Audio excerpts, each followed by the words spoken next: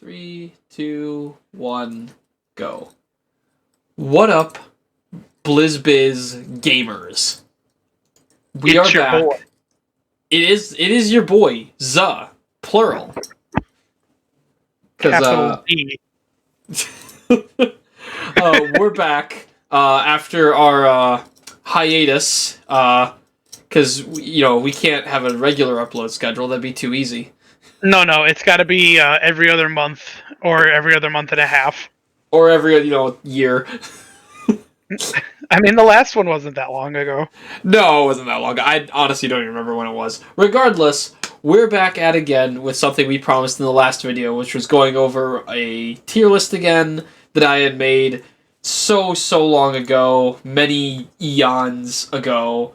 This one happened to have been last looked at, created June 29th, 2021, where I ranked Warhammer Age of Sigmar armies. And what you're looking at on the screen is not what Sigmar.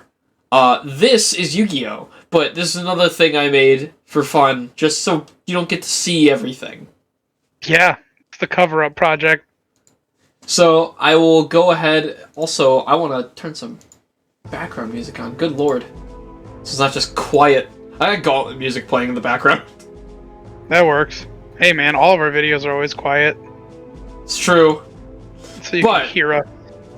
You can hear us. The people that matter. Yeah. Alright, so I will go ahead and reveal the tier list. Oh, this too, is where we've probably never been more into Age of Sigmar than we are this year specifically. Just because of 3rd edition coming out and all that, and there haven't been any major lore changes, but the game is super fun again. The game is super fun in general, and yeah, I think it was just time to kind of come back and touch up this list here now that we've gone through so many. I mean, we've gone through 3 editions of Age of Sigmar and lore updates throughout all of that and throughout the years. We've had things like Broken Realms bring so many big names into the universe or onto the board, into the stories. So yeah, it's been about time that we updated this bad boy. Yeah, and our opinions. This was something I made for myself, but both of our opinions have changed on this. So we've some things have gone up, some things have gone down. I remember when I initially made this, our buddy Box, he absolutely he's like, no, all of this is wrong, and let me tell you why. We had an hour-long conversation about it. Yeah. But at the time, I guess because he was more invested into some of the lore than we were when that first came out, because it was the tail end of 2nd edition when you made this. So yeah, I could see why he would have words about what we have up here right now. You can tell it's old because Legions of Nagash is still here. Yeah, I mean, it's still technically an army. Not really, because it's the Soulblight Gravelords now. Well, no, you could still use the Legions of Nagash army. But that's basically what the Gravelords are now. It's not listed under the website anymore. Yeah, well, I guess it's mostly because when 3rd edition started, and they started making the 3rd edition battle tomes and all that, they pretty much got rid of stuff like that, and then made it so that keyword armies can just be in keyword army, especially if they're big name characters like Nagash. Right. Good on it, because Nagash is the most important character in Death. Well, yeah, exactly. I mean, it's you've got all your other sort of name characters or special characters, depending on what Death faction you're playing.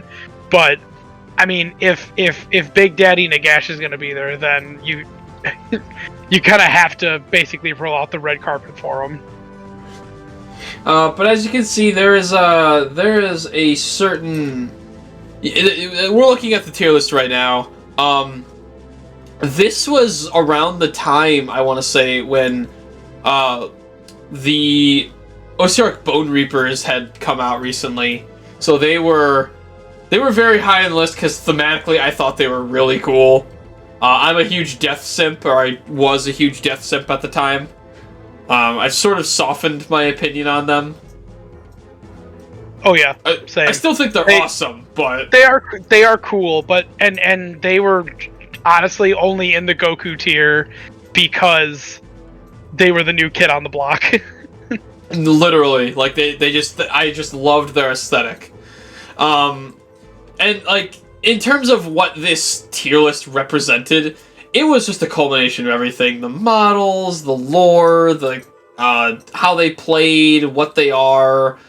It was a combination of just everything. Yeah. So we'll do it just like we did with the MMO list, except this time I'm actually going to be able to edit them because I opened this in Paint, so we can actually move them physically. There we go. That's what I'm talking about. We're making upgrades. Yeah, listen, we're professional YouTubers. We are. Only the best in Microsoft Paint. That's how we show it, is we flex our Microsoft Paint in Windows 10. So, at the top of the list, in the Goku tier, which was just a tier I wanted to put. Yo, got a side thing for you. Side quest for you real quick. Hit me with that side quest. So, speaking of Windows operating systems, I was at work. I think it had to have been Tuesday when we first got back from break. And there was a guy who asked me, he's like, so you kind of know stuff about computers, right? I was like, yeah, a little more than the average person. He's like, so so my computer runs on Windows 8 point whatever, what was the 8.1. Yes, he's like, I run on 8.1, and it says that I have to upgrade to Windows 11, and I'm wondering if I could just update my 8.1. And I'm like, my man, they don't support that operating system anymore. I mean, it's like, you can keep it, but don't expect any new updates. Oof. Well, you know what's crazy? I opened up my old laptop recently that's still running 8.1. Ew. I remember I really liked that operating system, and now just going back to it, I'm like, oh, why did I like this? Yeah, it's like going through like your old cringy 7-year-old Facebook posts, and you're just like, ugh, I was the worst. It's like going back and looking at your old tier lists and being like, oh man, what was I thinking? That's meta. Thank you. It's very meta. Okay, now no more side quests. It's been complete.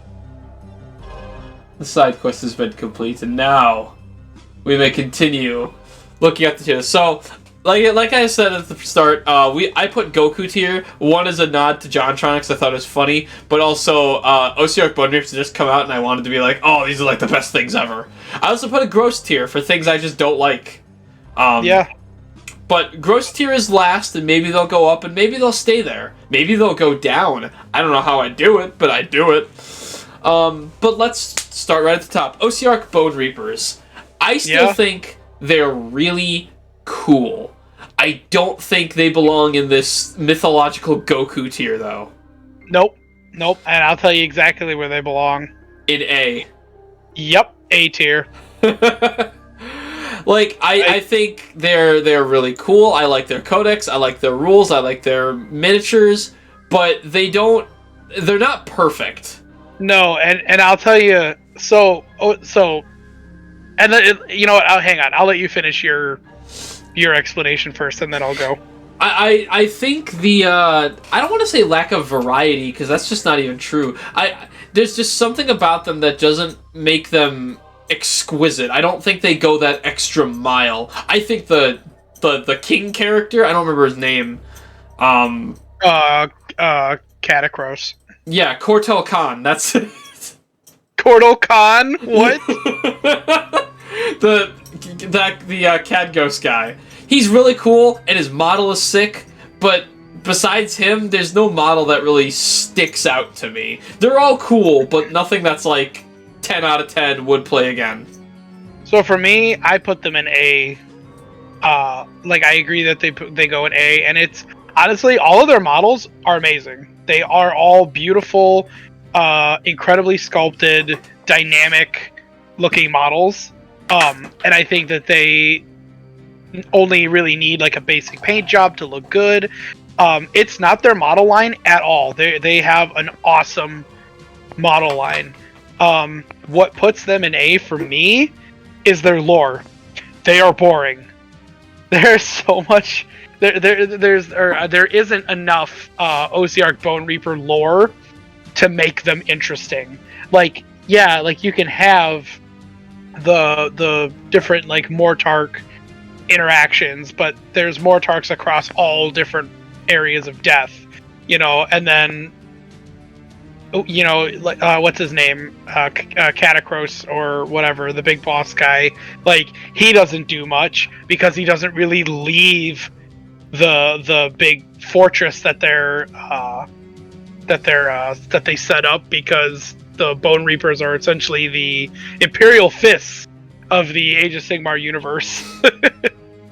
They're I just don't understand that reference. Bunker down defensive, like they're not like a vanguard or go out and attack stuff kind of army. They're a sit at home and wait for the bad guys. Like that's what it is. And because of that, unfortunately, they don't get a lot of cool spotlight, and it is what it is. Like that's on Games Workshop. But overall, still really cool aesthetically. Oh yeah, for death, yes, super cool. I don't really have too much else to say about the Ossiarch Bone Reapers. I hope with their next update they can get even crazier and maybe hopefully get to S tier, because I still think they could get there. Yeah, I mean, it just takes a good 3rd edition battle tome that will make them more, that'll give their lore stuff. Well, first off, they need more lore stuff, and then they can add that lore stuff into the new book, which seems to be what they're doing with 3rd edition, and is making the lore the game instead of just making the game about the lore. Which seems backwards, but it also works out so well. It does. I mean, it makes it so where, you know, yeah, you're not going to have an incredibly balanced game, or maybe one that's not super...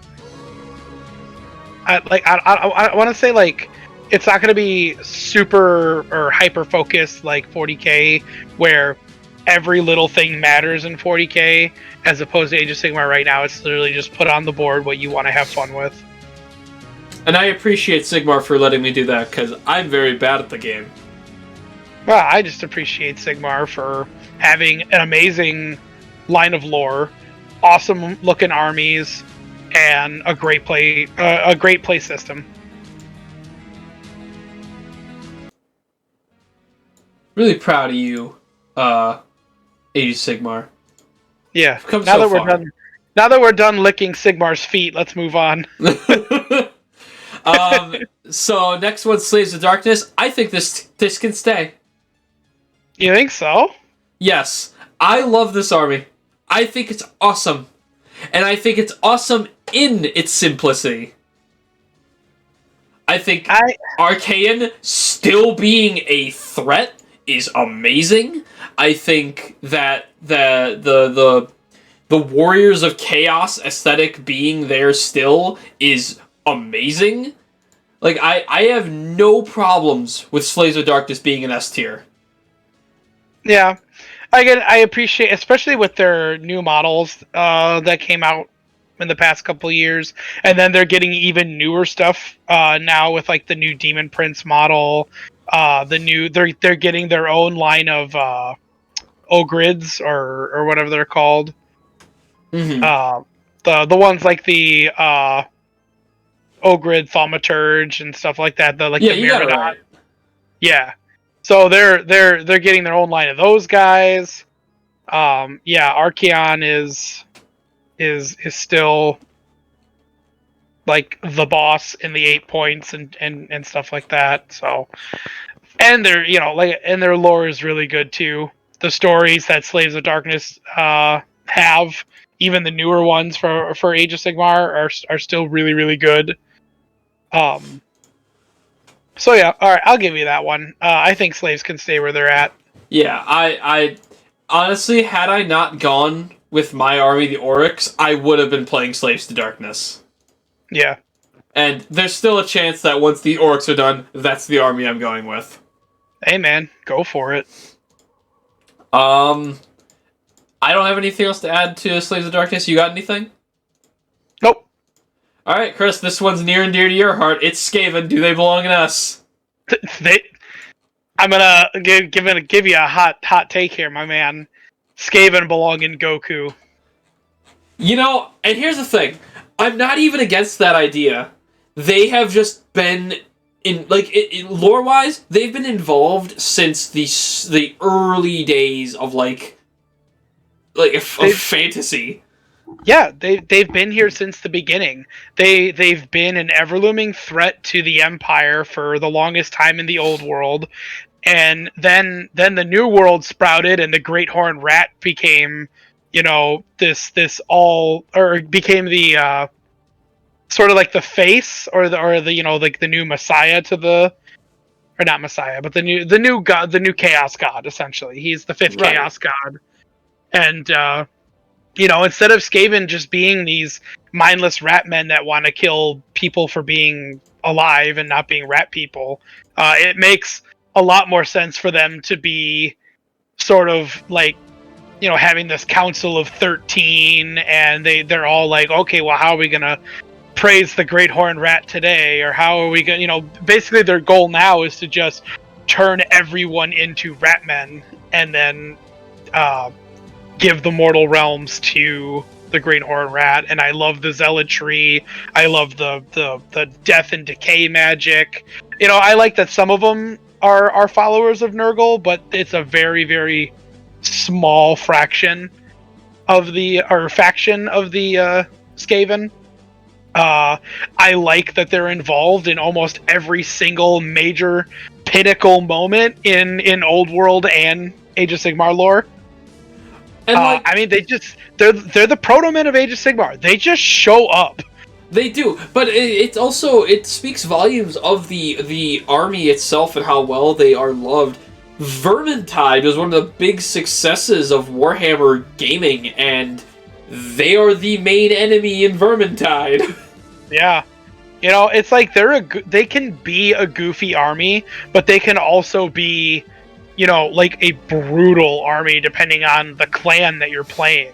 And then there's characters like King Screech, I think his name is.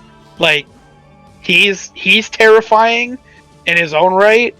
He was essentially born from a bunch of vermin lords that failed. So I guess the long and short of the story is that there were a bunch of vermin lords that failed the Great Horned Rat, and instead of just like killing them and replacing them, he merged them all together into one, and they became Lord Screech. That's amazing. I love that. Yeah, oh man, it's so cool. Yeah, So, honestly, no qualms with putting, basically switching and putting the vermin into the Goku tier, because they've stood the test of time. They're gonna continue to do so, and they evolve. Like, they constantly keep evolving with their playstyle. They do. They really do. It's not just Swarm anymore. You have options. Yeah, I mean, you can play Clan Verminous to do, swarming, melee, fighting, Skaven.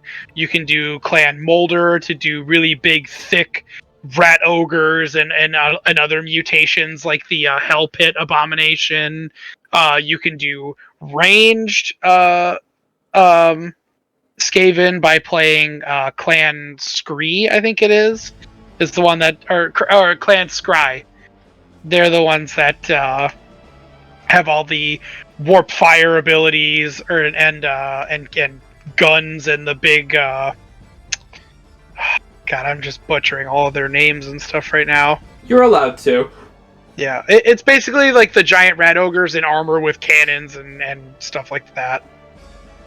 But yeah, like you can basically play Skaven however you want to play them. Can't say that about every army here, so that deserves Goku too. That deserves Goku status. It's true. Let's go ahead and move on to this next one, because we're about halfway through our S tier, and it's going to be, God, the names. Nighthaunt. Nighthaunt. Alright. I think Nighthaunt does not belong in S tier. Okay. I think Nighthaunt belongs in A tier. Oof. Now, please convince me otherwise. So, I want to convince you why it needs to stay in S tier. You have like the me. floor. So, okay. Out of all of the current death armies that we have, Nighthaunt is the most unique. They have some of the best lore out of all of them. They have one of the best Mortarks out of all of them. I'm not saying that Oleander is the best. She's just one of the best. They were the product of the Necroquake, and basically is the reason why. I mean, Nagash was already a feared monster to begin with, but after unleashing the Necroquake, and then ghosts just rose up from everywhere across the realms and started butchering and murdering. It is awesome. I love that the specters that you become when you are killed and brought back as a Nighthaunt, you're brought back as something completely opposite, as a torture method or a way to cause even more misery for you, even in undeath. You know, like so there's a unit called the Dread Scythe Harridans. They're essentially like banshees with scythed arms, and they are like in life. All of them used to be healers or like medicine people, nurses, doctors, and things like that. They were all essentially pacifists. So when they die, they're brought back as these murderous, psychopathic ghosts that feed off of the bloodshed and agony of the enemy. And I'm just like, wow, that's a real harsh punishment for already being killed. So it's like, I love stuff like that. That's fair. I think the lore of them is really cool. It is. You know, like model wise, when it comes to like their base units, I mean, it's a death army. You know, like Nighthaunt Chainrasp hordes look better than, you know, playing a mob of skeletons or ghouls. You know, they all, like, skeletons are skeletons, zombies are zombies, ghouls are ghouls. But ghosts, they're pretty cool. Like as when it being compared to other static battle line units, I think that they have the better looking ones.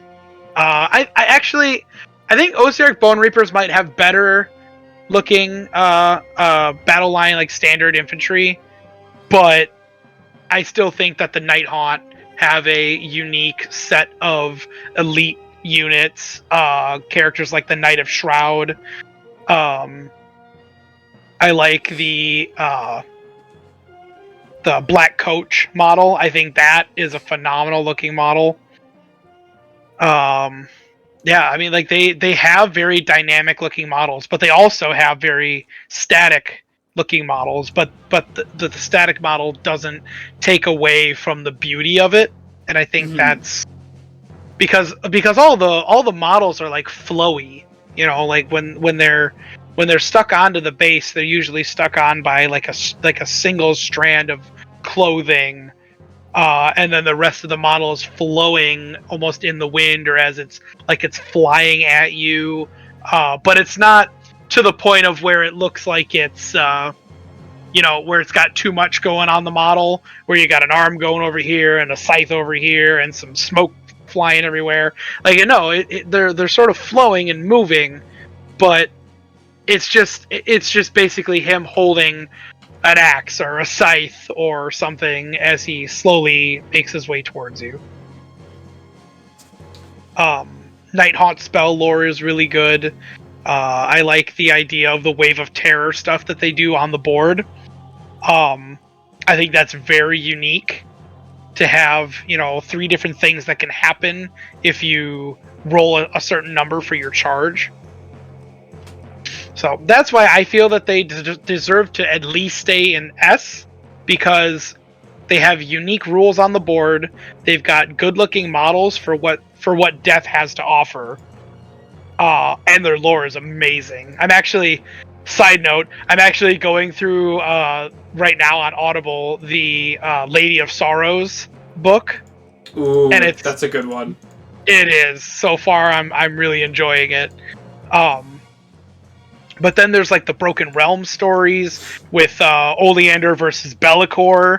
Like, oh man, it's so Nighthawk are so cool, man. You know what? The way you talk about it, and the argument you made that they are the most unique Death Army, I can't argue with that. On top of which, you gave me Slaves to Darkness. I'm willing to give you Night Haunted S tier. That is a gentleman's trade. A gentleman's trade, and you've made a gentleman's argument. Why, Who thank is you. not staying in S tier, however, is the next army. Yeah, I actually agree with you. Is it Blades of Corn? Yeah. Yeah, Blades of Corn. Not an S tier army, especially with just, I don't know, like, I used to be a super big Corn hater. I think he's awesome now, but S tier, I'll be real. I think he is either low A, high, or in B tier. Because they remind me of what Stormcast is, but I really like the lore of Stormcast. So, and you know me, like, I'm a huge Korn fanboy. Always have been. And Blades of Corn is B tier. It is. Yeah, it is really B tier. Not to say anything bad about the army, because it's really cool, and I like, calling their their priests are slaughter priests, and blood, and corn, and yeah, it's awesome, and kill. That's all it has going for it, though. It's really not. You know what it's not? It's not the old Corn Codex from 7th edition. Oh, the Corn Demonkin? Yeah, it's not Corn Demonkin, and that's what I just wanted it to be. Yeah, I mean, and it is, like a mixture of the mortal forces and the demonic forces. But the problem is that until the 3rd edition Battle Tome comes out, because right now they're both, like, Blades of Corn is still on their 2nd edition Battle Tome, and until the 3rd one comes out, sorry, I'm burping. You're really limited on what you're able to play in Blades of Corn book, and that's kind of the reason why there's actually an army that's not on this tier list, and it's the one that I play now, because I downloaded the Blades of Corn Battle Tome a while ago, and I mean it's free on the app now, but yeah, like, there just isn't anything really popping out at me. Like, on the board they play okay. It's essentially just run forward and fight. Slaughter Priests do make it a little more fun. But lore-wise, they have some good stories, but nothing too strong since the beginning of Age of Sigmar. Like, 1st edition was really when Blades of Corn was hot, but we really don't have that anymore. Now it's about a bunch of different armies, and kind of Slaves of Darkness taking the reins again. And then when Broken Realms came out, we got the Legion of the First Prince, which is, I mean, at this point, aside from Slaves of Darkness, Legion of the First Prince is the only other good Chaos army. Facts. But, like, I will say this about Blades of Khorne that almost makes me want to put them in A tier. Their models are beautiful. Yeah, they got good-looking models. Like, they got some great-looking models, but I need to put that aside for just a second and say, no, this is a B army. Yeah. So, I'm fine putting them in B tier. It's a long time coming. And, yeah, we moved a couple things around here. Yeah.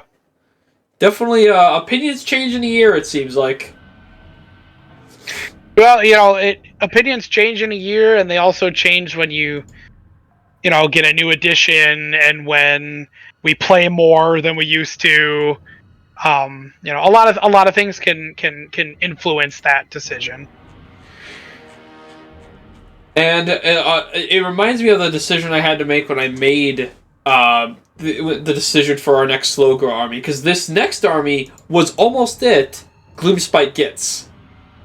Gloomspite Gitz. I almost chose this army as the one to go with for my slow grow before I chose Oryx. I think they should stay in A. Yeah, I also agree with that. They're unique enough to where they deserve to be in that spotlight for being so unique. Their models are just wacky crazy. I love, as bad as it is, because the rule sucks, but I love the whole bad moon thing. I think of a moving moon that across the table giving everyone buffs is hilarious. And it just fits so well with these tiny little goblin people. Yeah. No, 100% agree.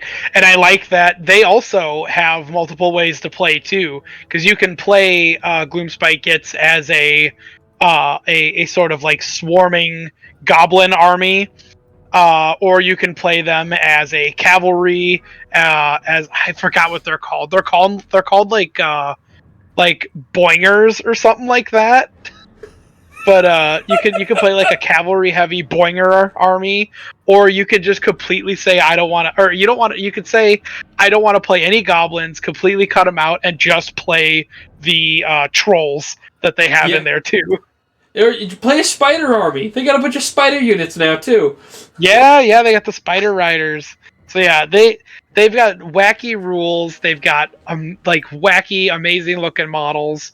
And they've got some pretty fun lore too, so I can't not move them out of A. Like, they're definitely not S, because as wacky as they are, I don't think they've made that crazy of an impact, lore-wise, but they're wacky and fun, and I think that's all they need to be. Yeah, I 100% agree.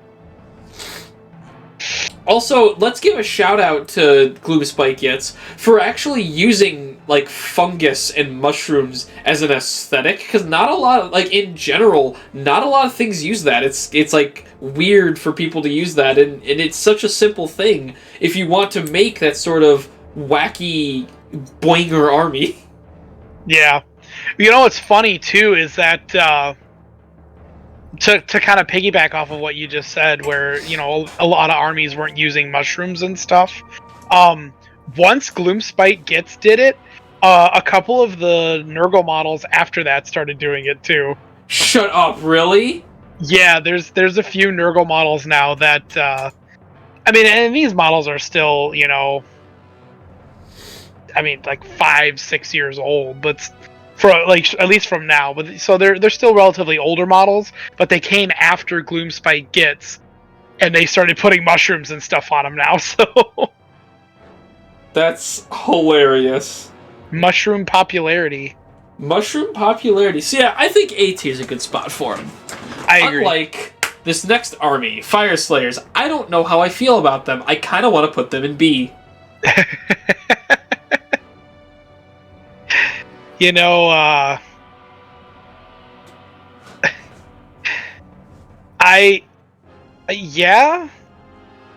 I would even say C. Honestly, I don't know. The only thing stopping me from putting them in like a C category is I love like what they are. Yeah, I think everything about the Fire Slayers is cool. I think they're aesthetically really cool. I love their miniatures.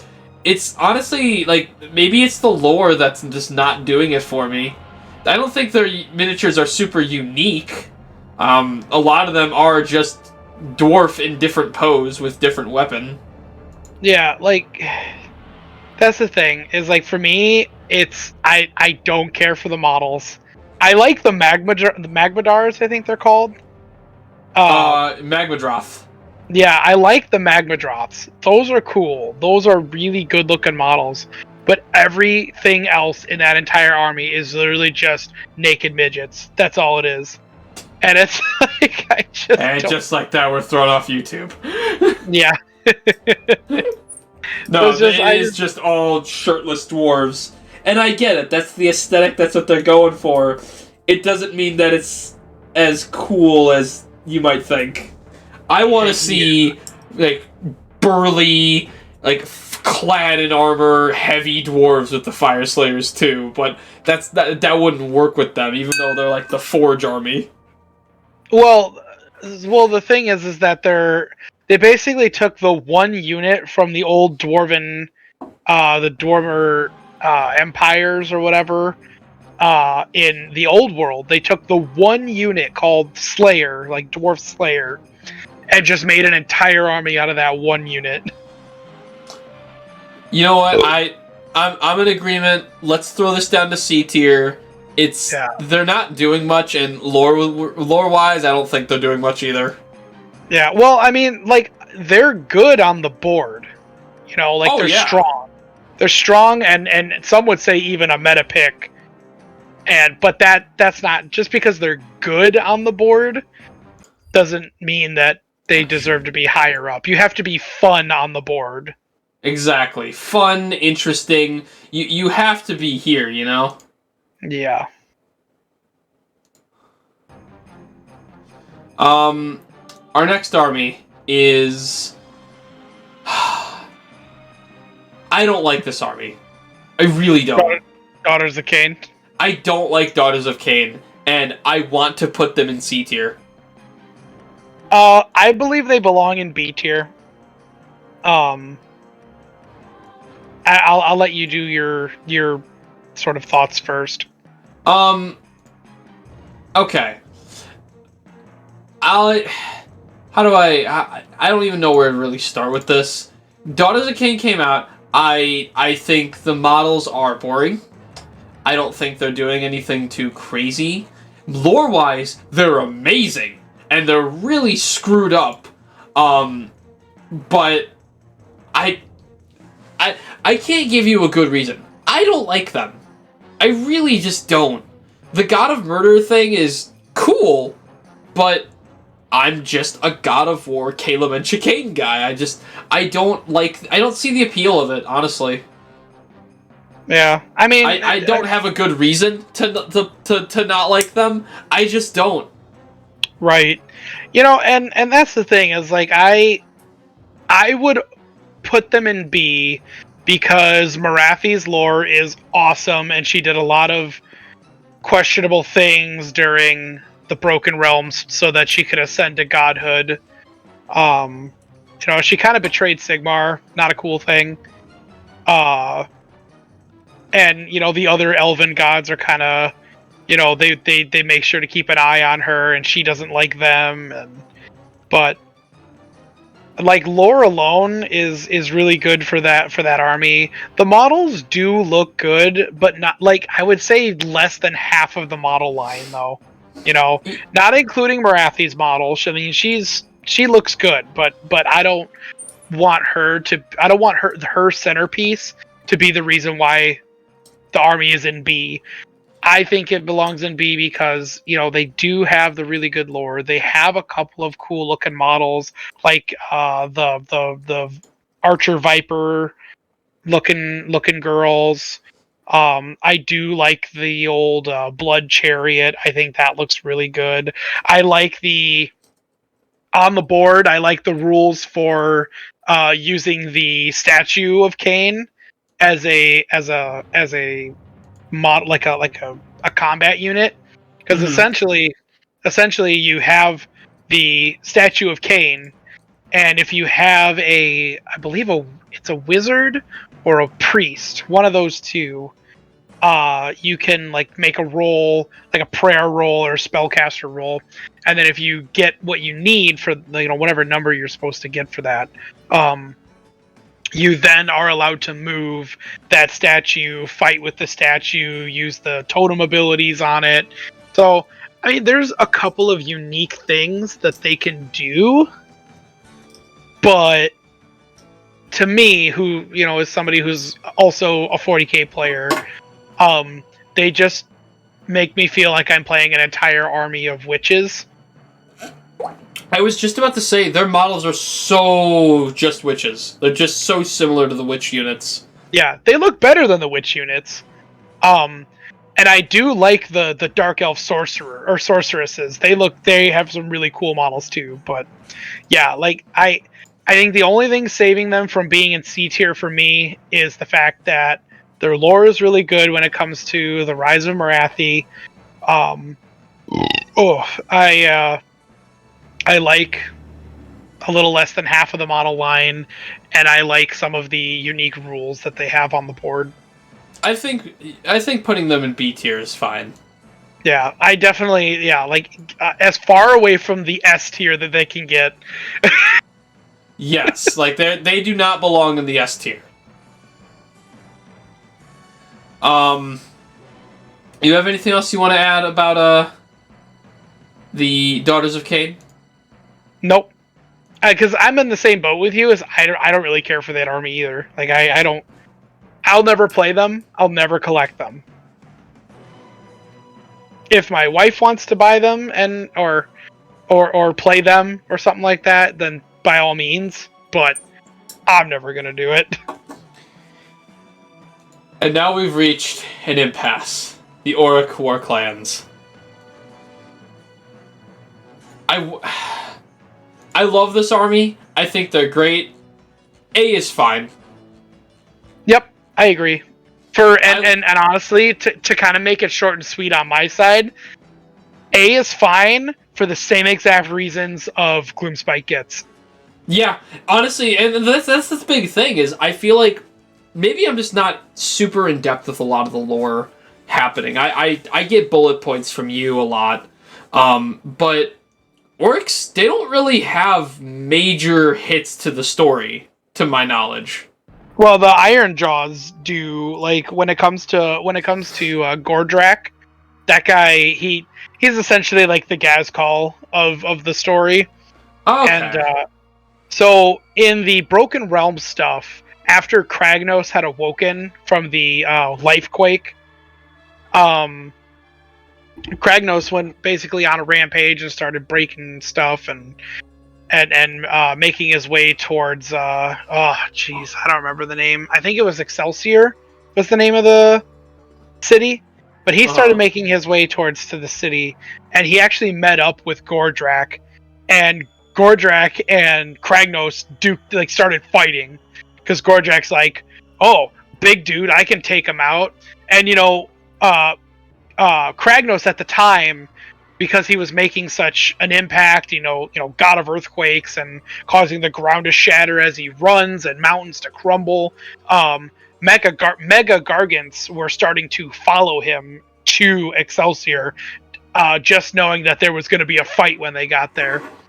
Gordrak sort of, with his massive wah of orcs, sees Kragnos. They duke it out to see who's gonna get to Excelsior first. Gordrak gets he takes a beating. Like he's basically the orcish Archeon, but he takes a beating. Zoinks. And Kragnos doesn't kill him because, again, it wasn't a fight to the death. It was a fight to who's going to get to Excelsior first.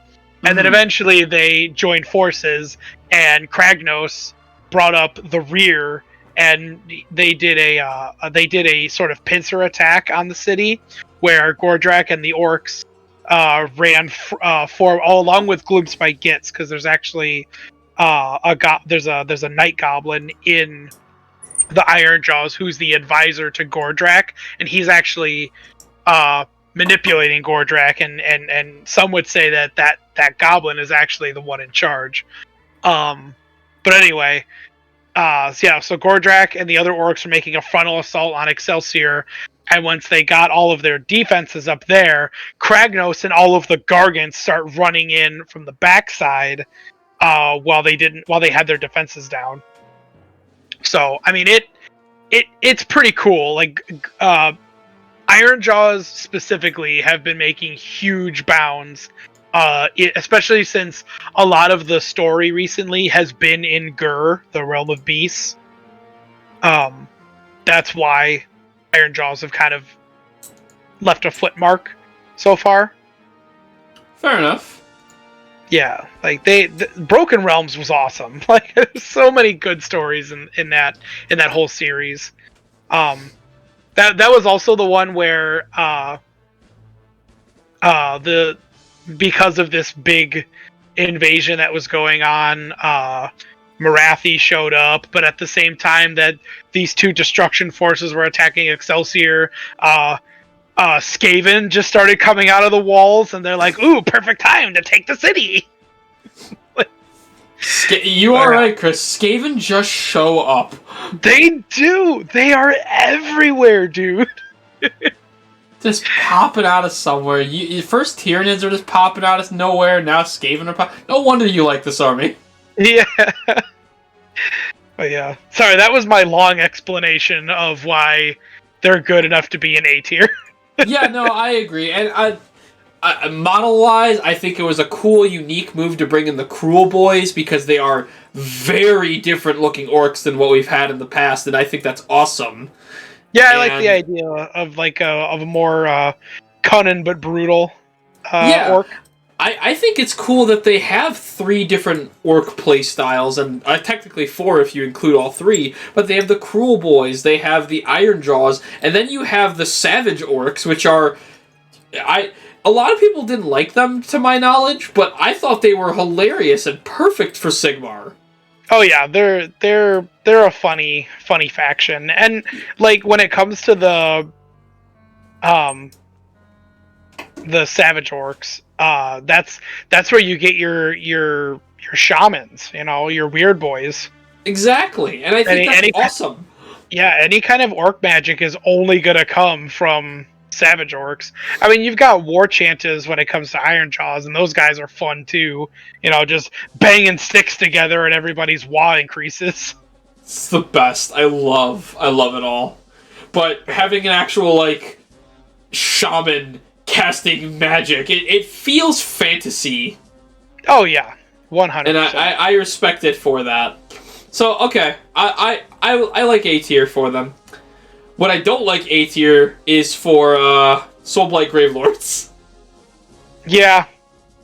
I would, hot take, I'd put him in the gross. I'd put him in the gross. Yeah, I don't know. If they stayed Legions of the Gash and it's weird because when I look back at the Legions of the Gash book, it was a very loosely put together clump of armies and things around them. Yeah. And I will give Soulblight Gravelords the benefit of the doubt in saying, okay, so this is all vampires. Cool. At least it's got something going around it. I don't like the aesthetic. I liked a lot of the units. I love all of the models. I think all of the models are beautiful, but the big problem is a lot of the models are centerpiece models or character models. Exactly. And it's hard. You can't just judge an entire army off of centerpiece models. Exactly. It's gotta be when it comes to the model section of judging an army, you gotta judge it by the entirety. And considering that most of their battle line stuff is just skeletons and zombies, it's just not. Dude, they don't even get skeletons anymore, man. Yikes. It's weird. My big beef with them is that so I guess to make it real quick, Oziark Bone Reapers replaced the Tomb Kings. I accept Oziark Bone Reapers as a Tomb King replacement. As much as I love Tomb Kings and think that they are better than Oziark Bone Reapers, I accept Bone Reapers for what they are.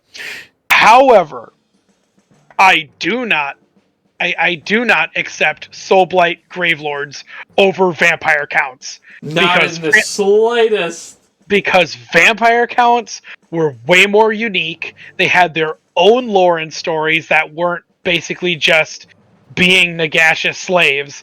You know, and like I get that what's his name? Manfred? Like Yeah. I know like he's a Mortarch now and that's really cool, but like that's it. Again, centerpiece.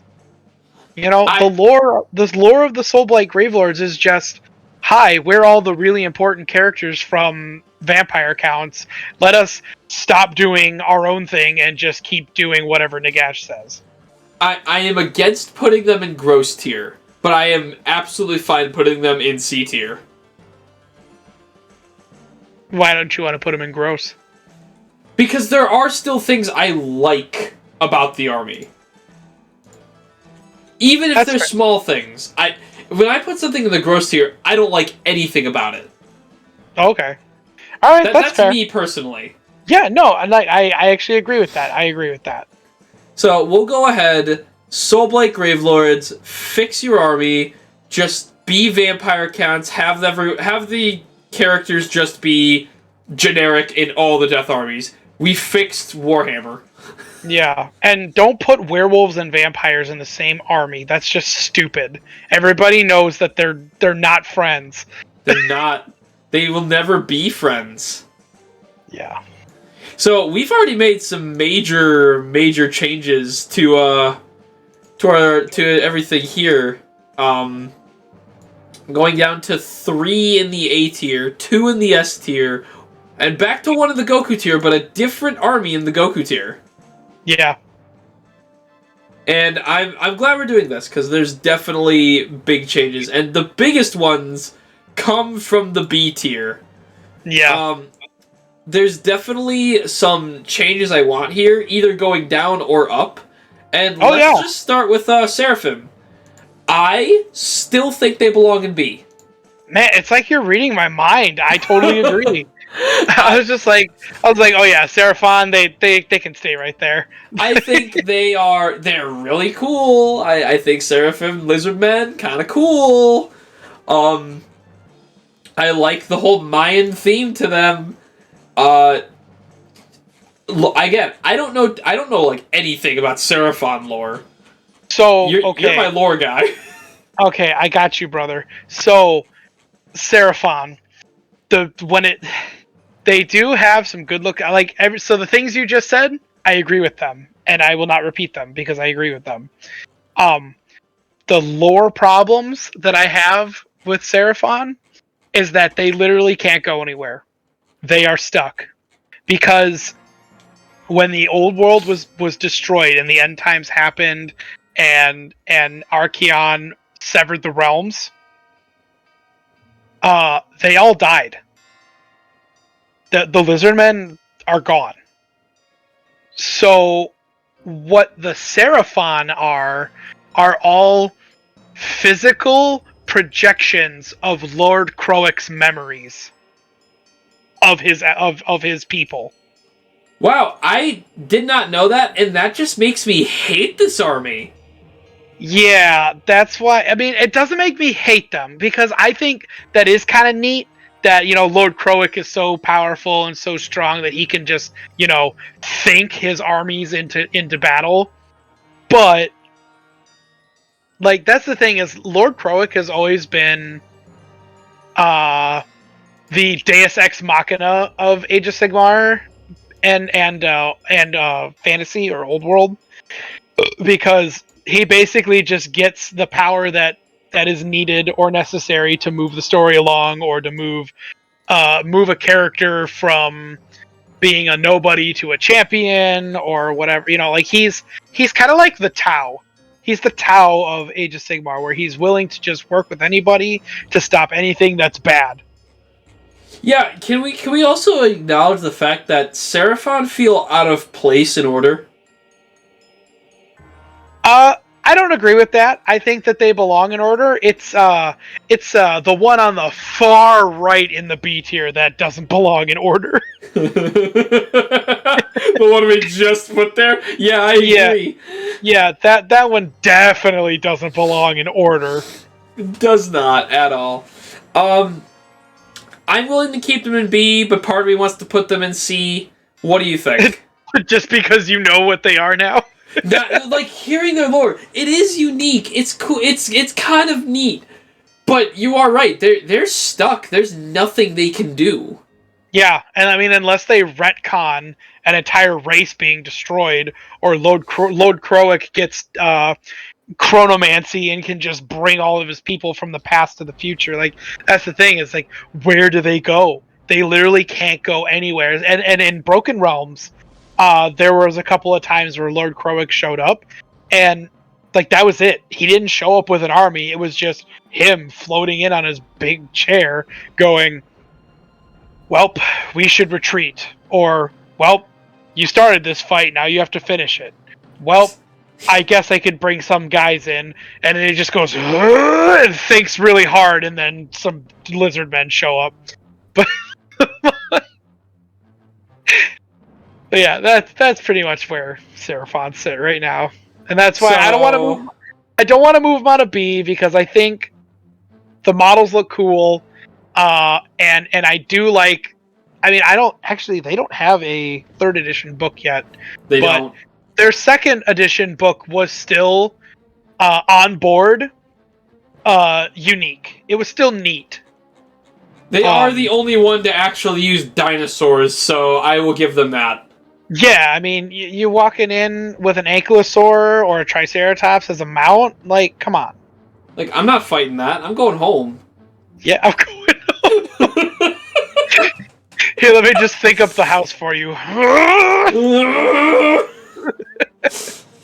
Oh, any hope that I would collect this army has died on this stream.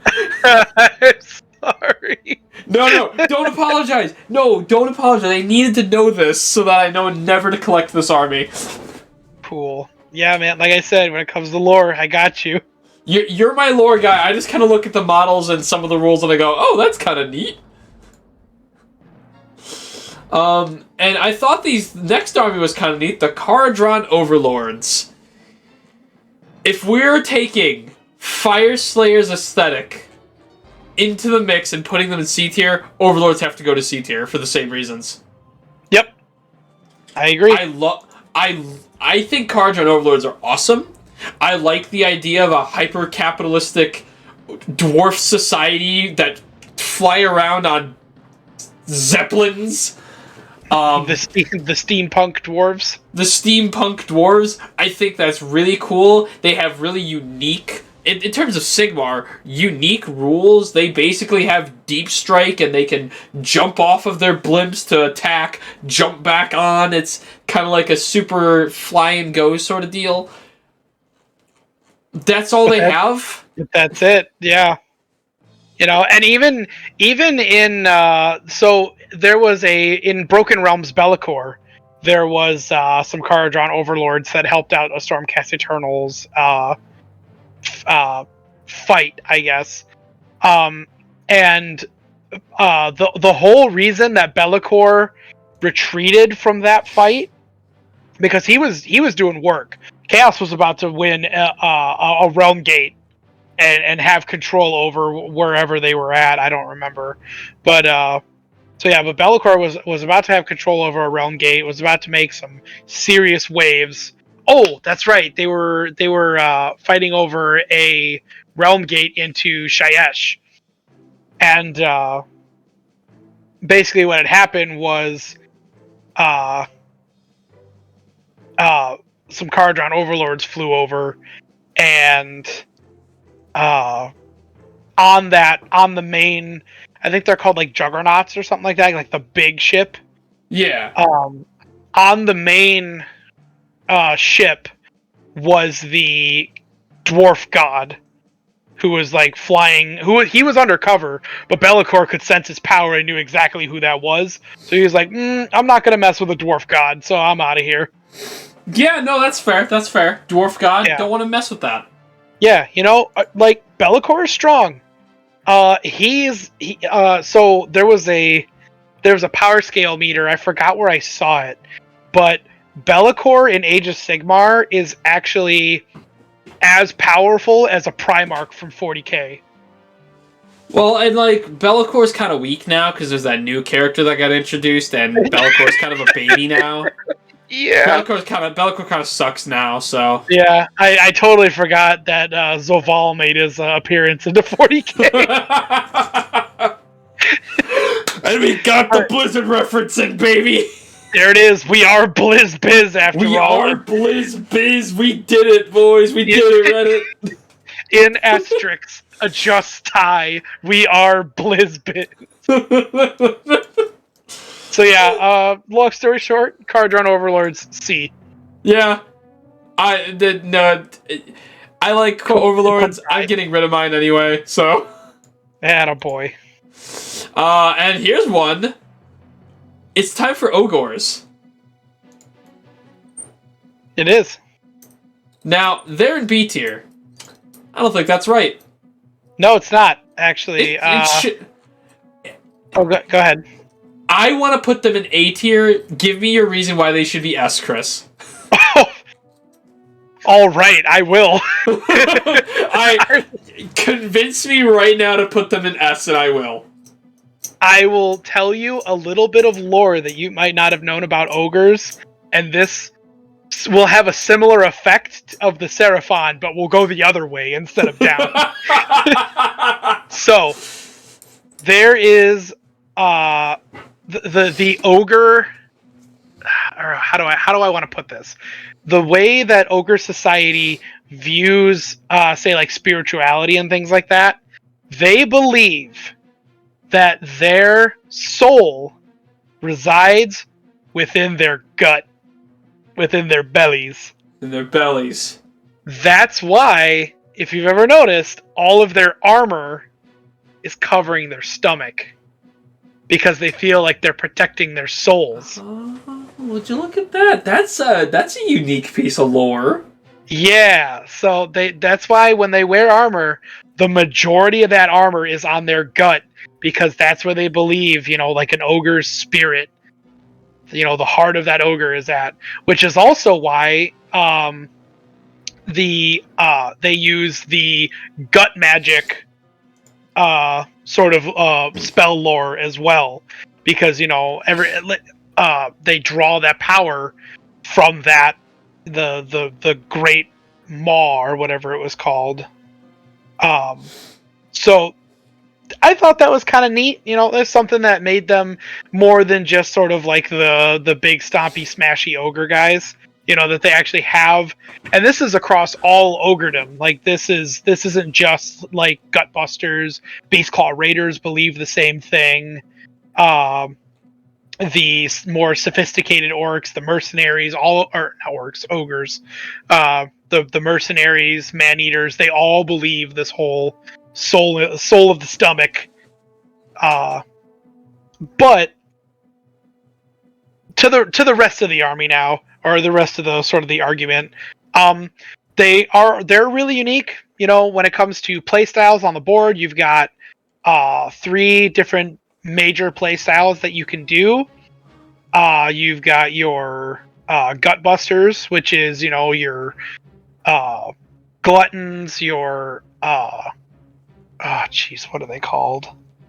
The ones with the big hammers, can't remember. I think they're called like Iron Breakers or Iron Guts. Yes. Yeah, gluttons, iron guts, your tyrants. You're just your meaty boys that you can march onto the battlefield. They've got a fun trampling rule that the whole army gets. I like that. There's a rule that if they're far away from the enemy, so like if they're not within 3 inches of an enemy, they're considered hungry, and so they run 2 inches faster, or they move 2 inches faster. It's amazing. And when they are within 3 inches of an enemy, then they're considered eating. and their bravery goes up by 2. Jesus. But and then there's like the ones that I play, Beastclaw Raiders. You're mostly a cavalry heavy army. Literally everything in your army is mounted except Icebrow Hunters and the new guy. He's like a giant hunter or something like that. Well, and the Yetis. And the Yetis, yeah. Yetis go really well with the mammoths that you can roll with. They give them like an aura ability, act kind of like a totem. And then you can play what do they call it? Like a mixture of the Allfrosten and the oh boy. Big Name, I think it's called. No, that's not what it is. It's something else. It's essentially like the just mixing the two together to kind of work off of each other. But that's another like cool rule on the board too is ogre tyrants. You have to pick a big name for them, and essentially that just is whatever that ogre is known for. So like, if he's known for going 1-on-1 against say a Magmadroth, and he's known for just punching it in the face and bringing it to the ground. His big name would be like Dino Smasher or something like that. All right, you're one step away from convincing me to throw this in S tier, and all you have to do is tell me one cool piece of lore from Beastclaw Raiders. Oh, jeez, which one do I want to pick? Have I told you about the Everwinter? I feel like you have, but tell me again. So the Everwinter is actually a curse that Gorka Morka set upon the Beastclaw Raiders. And so what it is it's just this never-ending, brutal winter storm, if you will, that follows the Beastclaw Raiders no matter where they go. So they're a very nomadic people. They don't settle down like the Ogre Kingdoms and the Ogre Empires.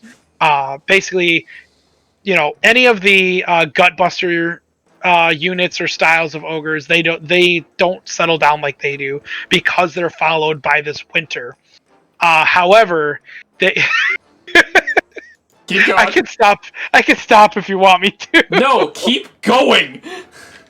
So this Everwinter, they actually use it to their advantage for whenever they want to go in on a raid. They'll actually harness the priests of the because Beastclaw Raiders don't have wizards, they have priests, and the priests will actually call upon the power of the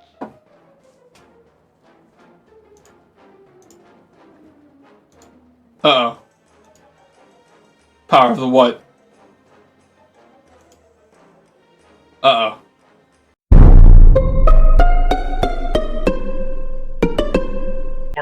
and showed up here.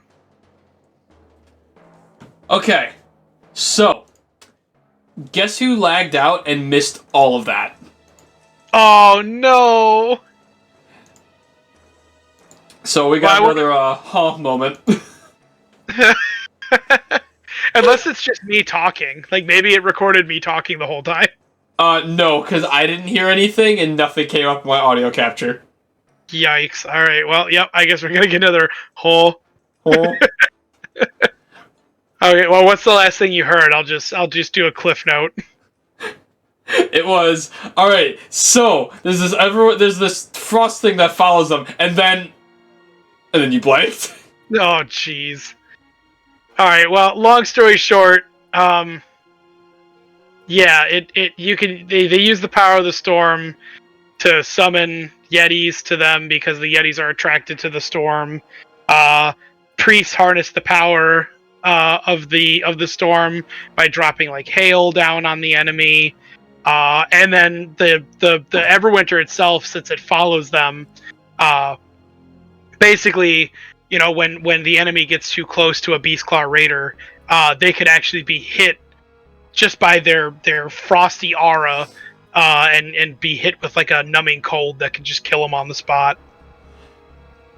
God, that's so freaking awesome. I know. I love yeah. Beast Claw Raiders. Oh, they deserve S tier. There's no question about it. They've just got such good lore, and it's in all different directions. I mean, even when it comes to like the Maneater mercenaries, because you could get some pretty friendly ogres that if you pay off well enough, they'll just be like, all right, I don't care if you're a Skaven, an orc, or a human. Like, you pay me, then I'll fight for you. It reminds me of the orcs in 40k that would fight alongside the guard. Yeah, that's essentially what it is. Like anybody can pay an ogre mercenary or man-eater. Anybody can pay them and just be like, "Hey, fight for me," and they'll be like, "Cool." Yeah, whatever you say, man. Yeah. Oh, another quick ogre fact for some more lore, in case you want to bump them up to Goku. But so the whole thing with them being hungry all the time is a different curse from Gorka Morka. Gorka Morka cursed them with an unending or a never-ending. How do I want to put it? It's not an unending or a never-ending. Or well, yeah, technically, it's like a never-ending hunger. They can never be satiated, no matter how much they eat. So, in battle, like say if we're happening in a movie or something, like just picture a combat. Ogres will literally fight you, and then once they get like the killing blow, hell, it might not even be during the killing blow. They'll just start trying to eat you in the middle of the battlefield, because if they've gone too long without eating, then that ravenous hunger kicks in, and then they'll cut you in half, start eating you while also killing your friend right next to you. Like, Jesus, that's terrifying. Yeah, so like their hunger is something that can never be satiated. I hate that, but also it's really cool. Yeah, ogres have amazing lore. Not gonna put them in Goku tier, but no, that's absolute S. Yeah, I think, and I guess on the model side too, I didn't really touch on that, but their models look awesome. Like, essentially all the Beast Claw Raider models look really good. Morn Fang packs, I mean, so, I guess hear me out. A lot of their models are still, like, the original ones. They're out of date. They're very out of date. But because they're bigger, chunkier models, they don't suffer from pudding face like a lot of the old ones do. Why you gotta hurt me like that? But yeah, me and my pudding face. That's it. I'm done talking about ogres now. Okay. No, man, you gush about them. You deserve it. So yeah, they're going in S tier, and one I want to move to A tier is Stormcast Eternals. Yeah, I'm glad how we're both just to the point, blunt. Put those guys in A because they deserve it. They do. Like, okay, models kind of samey. It's what you expect. This is the Space Marines of Sigmar, but it's really the lore that really makes me go, oh no, these guys deserve A. Oh yeah. They're really cool, and there's a bunch of different playstyles you can do with them too. Yeah, well, and I like too. So touching on lore a little bit when comparing them to Space Marines. So Space Marines go through a conditioning process that makes them. I mean, like, yes, they're human and they're mortal, but it makes them less human by, getting rid of their emotions other than, fury against the enemies of the Emperor. But, like, really numbing them to mortality, to humanity. That's what Space Marines go through before they even get to don the armor. Or adorn the armor. But Stormcast Eternals, I mean, they keep all of those emotions. They get to keep being human before they're infused with the power of the Aesir.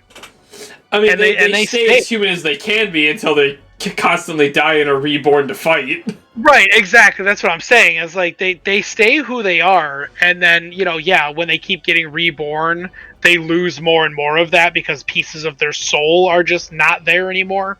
But I mean, the fact that you get to keep your convictions and you get to keep who you are makes you way more relatable than a space marine going, I'm just gonna get injected with a bunch of stuff, indoctrinated to worship this skeleton, and like, hear that you hear that, Imperium lovers? Skeleton. Yeah, you're not Sigmar, an actual fleshy god who has a body. Shots fired. But anyway, yeah. With the way you were saying too, like on the board they can play a bunch of different ways. Half of their army, is pretty static and samesies, but then there's another half that's just really dynamic and cool. Like, I'm sorry, we live in a high fantasy world in Sigmar, and this is one of the few armies that use dragons. Yeah. I think my only huge complaint, and the reason why Stormcast Eternals don't get S tier, at least in my opinion, is there's way too many hero units. No, I mean, honestly, I agree. More than half your army is hero units. And which is nice because you get variety. Like, that's cool. You can really kind of pick and choose who's going to be leading your army, but at the same time, that takes away from the other kinds of units that you could be running. No, and I agree, and I don't think it gets S tier because I had mentioned that I really like Slaves of Darkness because they are a very basic looking army. And while Stormcast Eternals also are very basic looking, I think it's also the fact that Slaves of Darkness can be more customized because you're working with different Chaos Gods that they would get the S tier, compared to Stormcast where there's not much you can really do with them besides a paint scheme. Well, and the other thing when it comes to Stormcast Eternals compared to Slaves of Darkness, and this is more on the lore front again, it's hard because there's not a lot of directions that the Stormcast Eternals can go on a storytelling sort of basis. Like, I get that they're all, like, I just had the argument how they're all still human and they can still make mistakes and flaws and things like that. But at the end of the day, they're still supposed to be the defenders of humanity. They're still supposed to be, the defenders of the mortal realms. And that kind of puts sort of a staple on you, similar to like how Superman is.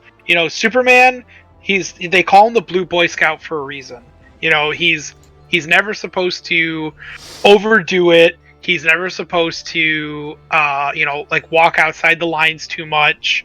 And it's more or less just because he's so strong that we if he steps on a line, something bad could happen. Well, I think Stormcast Eternals kind of sit in a similar way like that. Not on the scale of like strength wise or anything like that, but I think that they have this moral compass, and it's a better one than say like the Imperium of Man, 100%. Because they can still be really zealous and furious when it comes to praising Sigmar, but they still stand on this higher pedestal where it says that I'm a Stormcast Eternal, I have to do better, I have to be better, and that really kind of creates a lot of vanilla characters, as opposed to Slaves of Darkness, like you were saying. There's multiple Chaos Gods that you can be praising. It's a whole bunch of different types of Chaos Lords that you could be going up against, because they'll have different personalities, different upbringings, because a lot of them are either outcasts or barbarians, and then like if taking away Sigmar and Archaon, these guys, it would be amazing to watch them duke it out. But, oh my god, so good. Yeah, like just taking them out of the picture, I think Slave to Darkness lore wise has some better stories because they have more dynamic characters as opposed to Stormcast Eternals, which will have less dynamic characters because of the position that they have to hold within the mortal realms. That's fair. A is a good spot for them. For me, with Stormcast, it's not a matter of if I will collect them, but when. I know I'm going to get Stormcast. Oh, yeah, totally. I mean, like, I have mine. I don't think I'll probably get any more than what I have, but, you know, it's nice to have them. Yeah. Moving on to Idnith Deepkin. This is another one like Daughters of Cain. I just don't like this army. Yeah, I mean, for me, gross. I don't know. I don't want to put it in gross because I think the models are unique and the concept is cool. Again, if there was absolutely nothing I liked about this army, I'd put it in gross. But I think Idnith Deepkin are welcome. I think the eel thing is unique. I like their broken ship as their terrain piece. Yeah. I don't know. I don't care for them. I mean, the models are unique.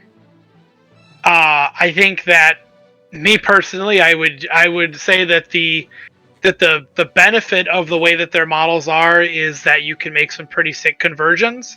Not that I would buy them to play Idnith Deepkin. So, you know what? I think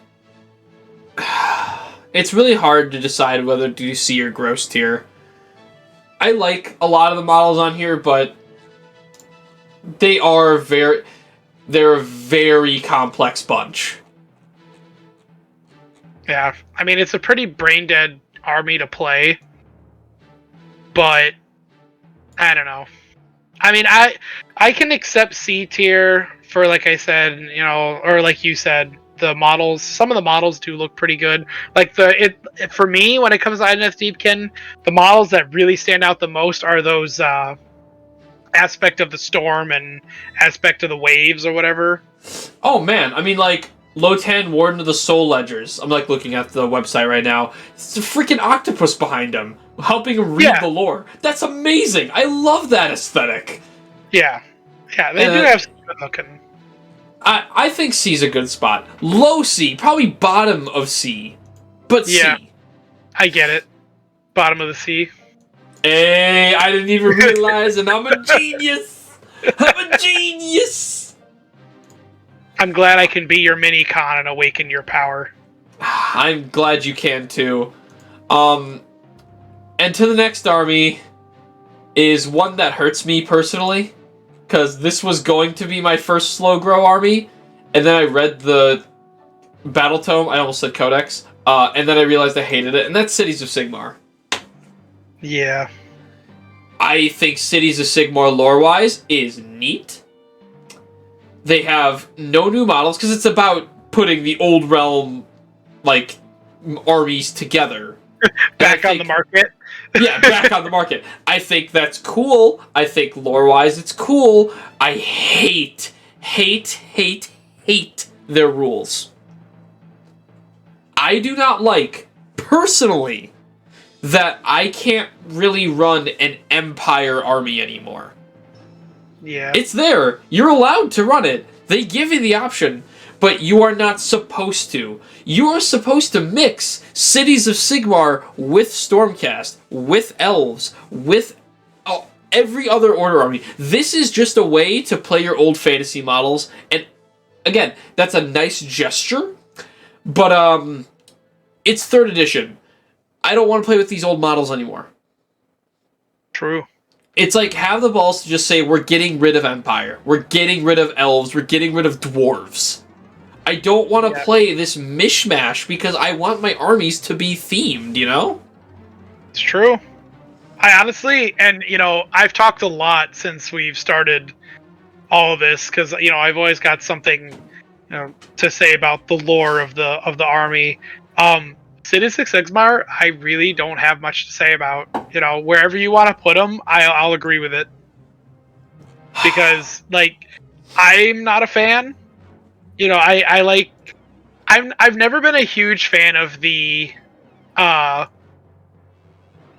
play everything in one army. And I get that, like, death and orcs and chaos, like, they can do those things, but it's not the only thing that they can do. Like, I can pick one special thing out of those armies and just be that. Cities of Sigmar is like, I mean, it's similar to Legions of Nagash. It's that you have to play everything or don't pick this thing. Except I think it's far worse than Legions of Nagash, and that's why, in my opinion, this goes to the gross tier. Really? You don't like the Guildmaster on the Griffin models?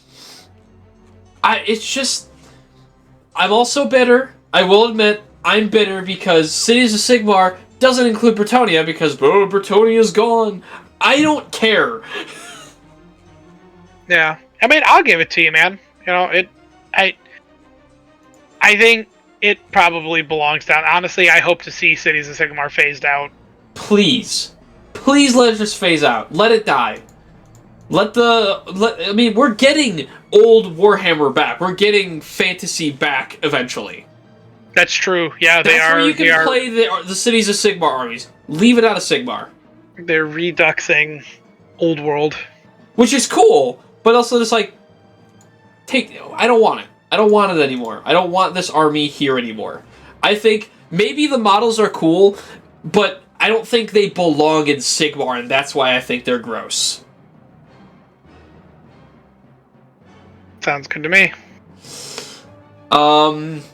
Disciples of Tzeentch. It's fine, I guess. It's C tier. I don't know why I put them in B. Yeah, I don't know either. I'll be honest. I'd put them in C as well. Yeah. They're not doing anything different. Yeah. They don't really, like, it's Zangors, it's people with swords, it's spellcasters, it's Fate Weaver, you know, like, that's all it is. And, like, you can make the argument, like, oh, but you put the Blades of Cord in B tier. But the difference is, Disciples of Tzeentch is just Tzeentch demons. There is no regular troops in this. They're just Tzeentch demons. Yeah, like I said, they have a couple of mortal units, because every Chaos faction has mortal units, but they don't stand out. They don't do anything. They just look like any other regular guy holding a sword and a shield. It's just, it does not sparkle with joy. Yeah, I mean, it's honestly, it's a boring army. I've never personally played it. I've seen Disciples of Tzeentch on the battlefield on battle reports, and it's a snore fest. It is a snore fest, because it's like, okay, movement phase. All right, cool. All right, it's hero phase.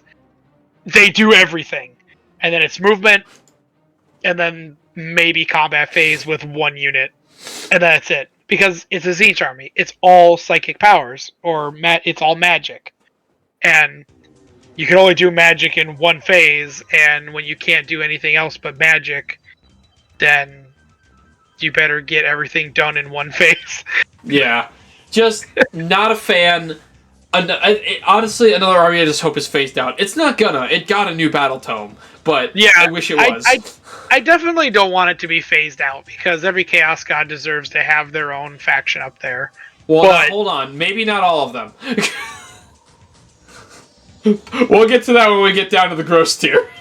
Oh, man. I have a feeling we're going to have a hard disagreement. We probably are. But that actually finishes our B tier. We moved a lot from the B tier. Yeah, we did. Kind of surprised. Well, we have 1, 2, 3, 4, 5, 6 armies left before we've completely revamped this tier list. If you guys made it this far in the video, congrats. This is the hour 30 mark. Nice. Yeah.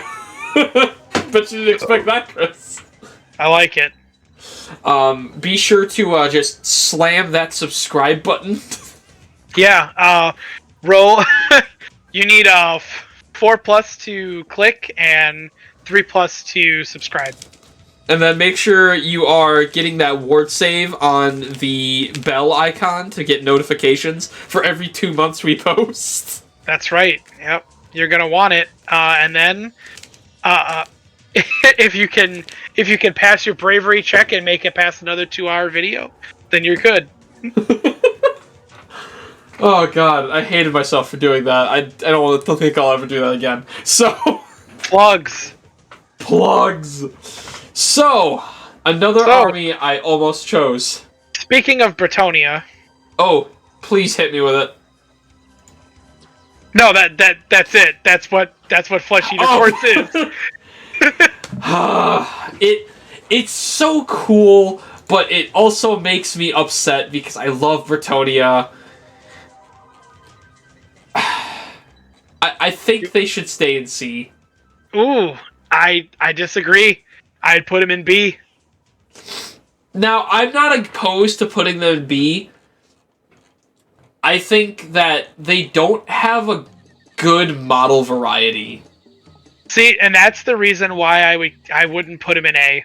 I keep him in B because I like their lore, I like their playstyle on the board, and yeah, because out of our three topics, that would be the one. That would be the one that I don't agree with, or that I agree with you on, is the models. Because like I will say you are right about the lore, and let's give them truds. They're one of the few armies with dragons. I have no problem putting them in B. They are, and they're again another one of the more unique death armies. True. Looking at you, Soul Blight Gravelords. But yeah, like their the play style on the board is really cool. I like the fact that I have seen so many battle reports, because again, I have never played Flesh Eater Courts, but I've watched tons and tons of freaking battle reports, and watching zombie dragons attack with their, I think they had like 6 attacks that do flat 6 damage or something like that, or flat 5 damage, and they get like 6 attacks, and then they can use the Blood Frenzy rule where they just attack again, but now they attack with +1 to hit rolls. Like, I've watched so many models just drop from those dragons. Let us not forget the terror that is Abhorrent Ghoul King on Royal Terrorgeist. Yes! It is a monster, like you said. It is a generic HQ that rivals named characters. Oh, it does! It rocks their world, man. Like, I still am kind of on the fence about getting the new Ghoul King model that's on the throne that just came out. So cool. Like, I kind of just want it to have it, and then maybe start up a what do you call it? Like start up a Flesh Eater Court like unit or something, or like a small slow grow. If you want some Flesh Eater, because I still have that start collecting box I haven't built. You have 1 or 2? I have 1. Maybe. We'll see. I'd really have to... I gotta get rid of some of my 40k stuff that I'm not using anymore before I do that. But yeah, that's why I think Flesh Eater Quartz deserves B. It's unique. They got good board rules, and they've got some really great lore. Alright. Yeah, honestly, rethinking it, you're right, and that's why I just immediately was like, okay, yeah. But, what do we do about Sylvaneth? I'd leave him in C. I really like this army. Especially since they upgraded from just being Wood Elves. Well, now they're just trees. Yeah, but I think that's more unique than Wood Elves. No, it is. I'm just saying that, they went from being one thing and then just turning into another thing that's just one thing. But they do have some really unique models. And really, the they're tree. so cool.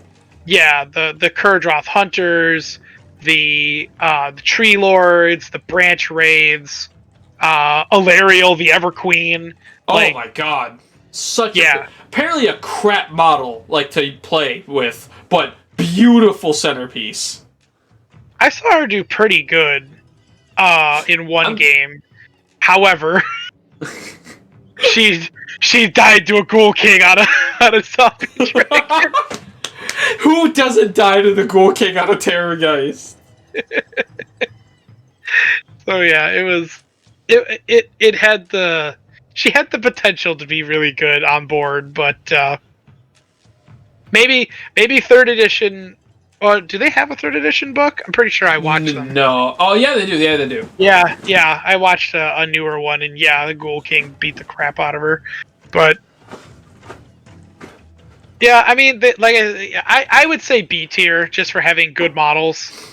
Yeah, because I don't think they're doing anything crazy lore wise. Well, they are technically, at least Alariel is. Alariel is the reason that Kragnos is a thing. I think for giving us Kragnos that they would be B tier then. Yeah, pretty much. For gifting us such a wonderful person. Yeah. Yeah, because did you ever hear that story, or did I ever tell you that one?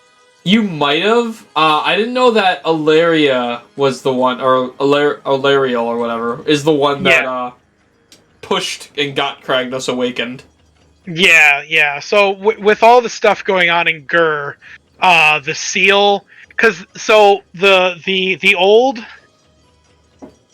how do I put it? In the old world, it was like two different races. It was the race that Kragnos is, his people, versus. I shouldn't say it wasn't just two races. What was it?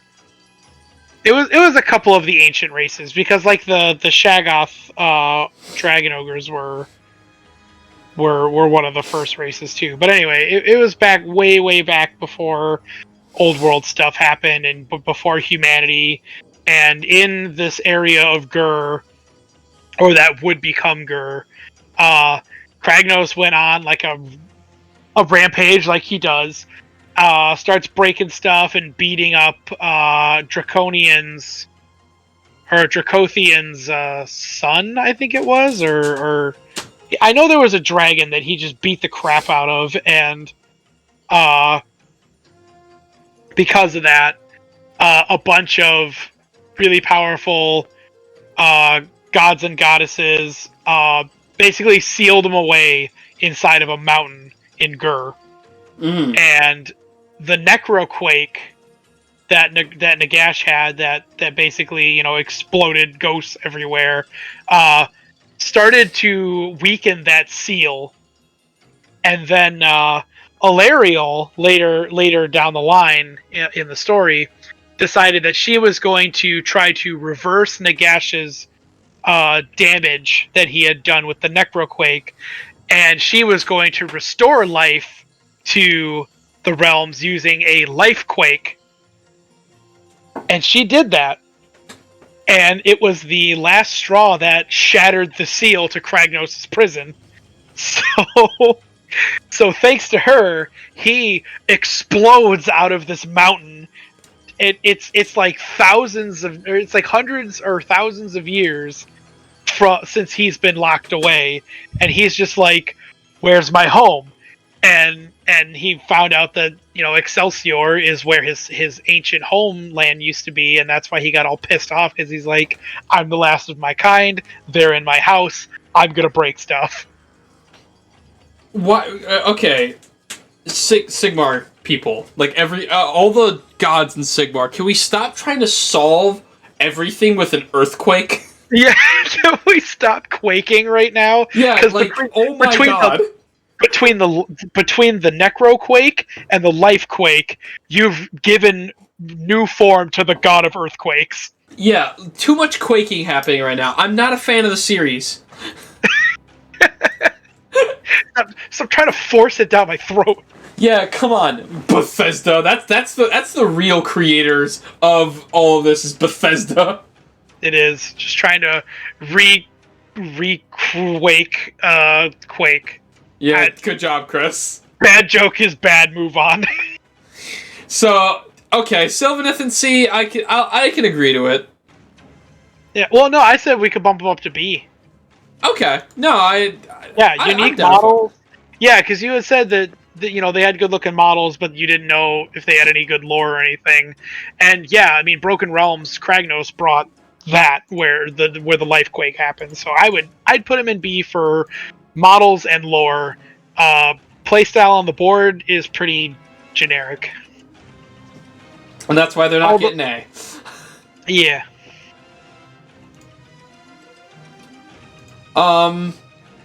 This is gonna be another one. This is Maggotkin of Nurgle. And oh crap. There we go. There you go. I fixed it.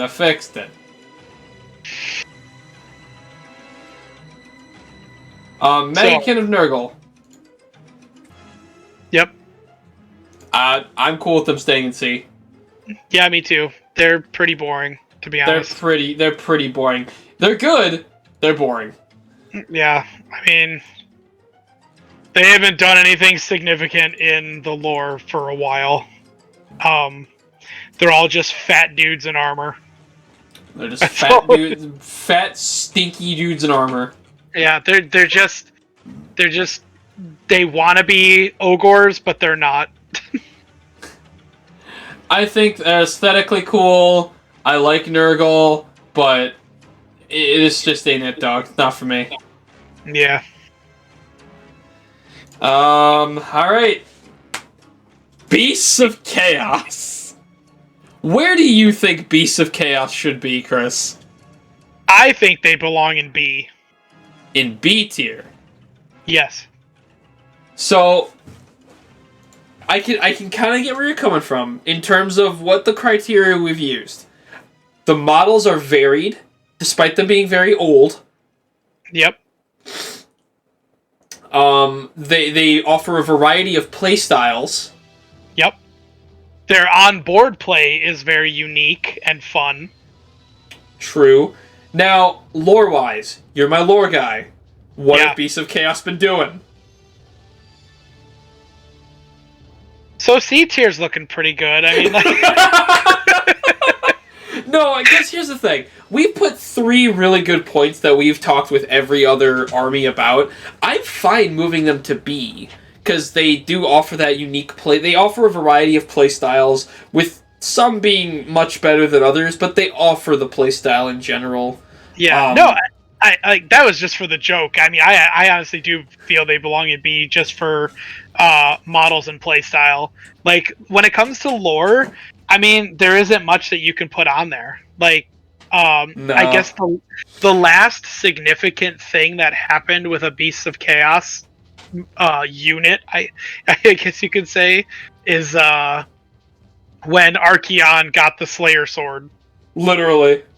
So, before Archaon even became the full embodiment of the Everchosen, the last big thing that Beasts of Chaos did was let Archaon go and pull the Slayer Sword out of a Shaggoth Dragon Ogre that was the size of a mountain.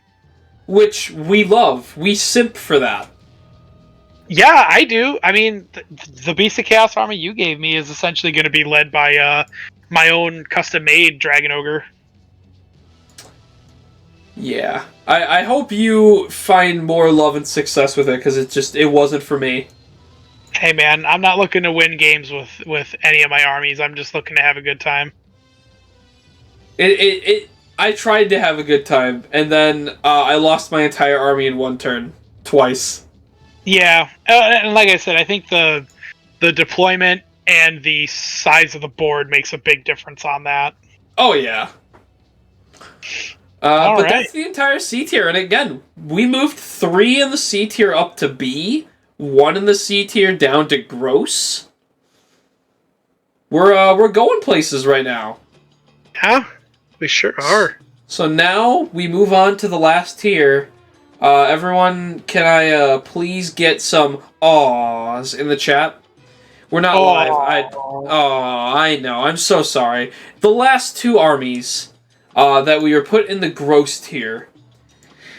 And we'll start with the Lumineth Realm Lords. You really gonna have to convince me right now? Because I'm thinking of just keeping them in gross tier. So, my guy, I'm about to convince you to at least put him in C. Alright, hit me with it. So, there was, in Broken Realms, of course, a story between the elven god of magic, Teclis, where he went one-on-one against Nagash. And the whole meeting is a trip on its own. It's super great.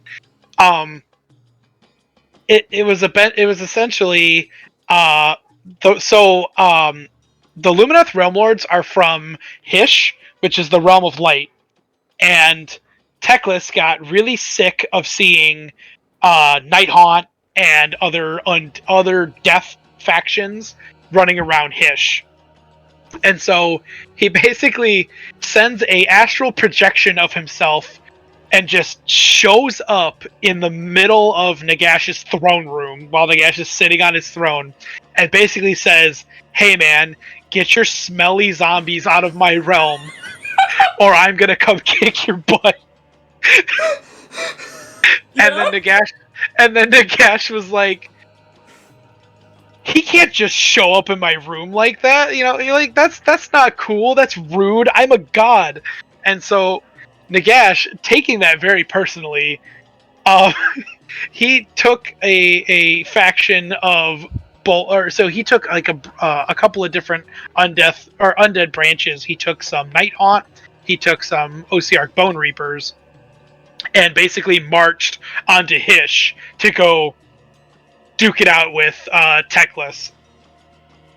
And he shows up, Teclis is there, and he's like, "I can't believe this dude came to the realm of light just because I told him to get off my property."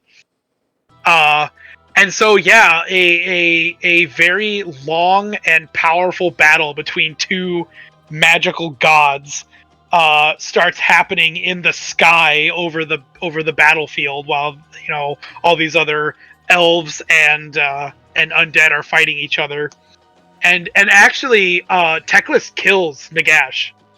Oh well, of course. Yeah, in the lore right now, in current Broken Realms lore, even though Broken Realms is over with, where we ended off with that, Nagash is gone. He is dead. So, but he is deaf. I mean, yeah, it never stopped him before. It's not like they killed a it's not like they broke a phylactery or anything. He'll be back. But Teclis did beat him. It wasn't an utter defeat or anything like that. Like, it was a hard fought battle, and Teclis could actually feel his body disintegrating when he was being hit by certain spells. But yeah, he ended up one-upping him, basically saying, like, "I'm literally the god of magic. You can't out-magic me." But yeah, it was such a cool story to read, and the way that I explained it to you in the beginning is literally how it happened. It was, "Get off my lawn, or I'm gonna come kick your ass." Like, that's what it was. All right. You've won me over with this one piece of lore. They're going to C tier. Awesome.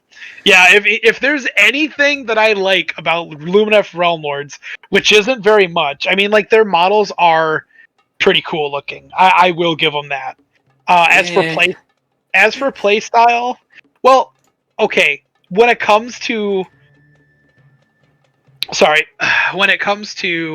what their models look like, they have better looking models than the majority of the Daughters of Cain. No, that I can agree with. Yeah, and that's why I say, like, they have good looking models. I mean, none of them are other than the centerpieces ones, of course. None of them are incredibly stunning. Like I do like the big like Minotaur rock guy that they have. Yeah, those like are the cool. Spirit of the Mountain. Yeah, those guys are cool. The centerpieces obviously are cool too, but yeah, when it comes to like their basic units, I mean, they look better than, like I said, most Daughters of Cain models, but they're all also still pretty generic.